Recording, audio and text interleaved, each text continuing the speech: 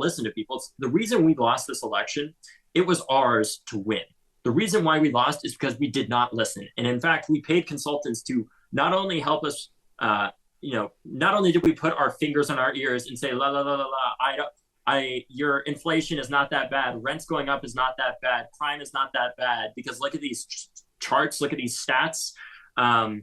Instead, what we did is we paid consultants to push our fingers so far into our heads that it tickled our brains, to drown out these things. And what we need to do as a party is actively choose to live in an uncomfortable reality, to listen to the people who don't agree with us at times, especially within the party, and have an open conversation. It's not to say that we can make everybody happy. Let's have no, I have no delusions. This is why I say that the Democrats have learned nothing and they're still on a very dark path, but not so much for them, more so for their base, because they never lose. The Republicans never lose, right? Losing an election as far as the presidency, that's not them losing, right? The people who are at the head of the Democratic Party, they ain't going anywhere. They're still employed. They're still making money. The Democratic Party is good, right? They lost. How they lost? They still getting paychecks and will continue to get paychecks for a very long time, right? But listen to the nonsense that this guy is talking about. I have never seen someone so lied about than Kamala Harris.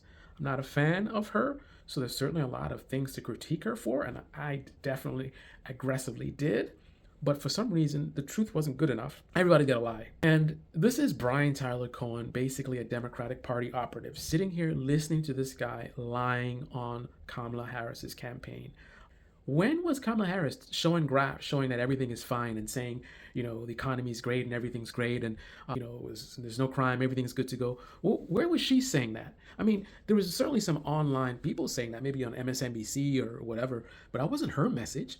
I mean, in fact, if you look at the policies she was proposing, it's contradictory to what this guy's saying. If she really believed that everything was fine, that was her message, then why was she proposing to fix a lot of the very things that he's talking about? She talked about addressing the housing issue. She talked about addressing the healthcare issue. She talked about increasing wages. She talked about even crime. She talked about stricter gun laws. She talked about dealing with enforcement.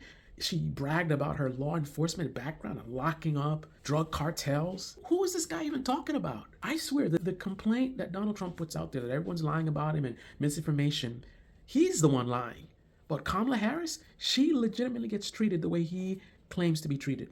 She gets it by the right, obviously, but even the center and even the left, right? Far left absolutely lie about her. But then you have these sort of liberal type people and progressives who also are lying about her. She didn't have any policies. What's her policies? And then talking all about she laughs too much and what the fuck is going on? So this guy is running to be some high-level person in the Democratic Party, and Brian Tyler Cohen has him on there talking nonsense about Kamala Harris's campaign, and he doesn't push back. So you are going to help enable a clown like this.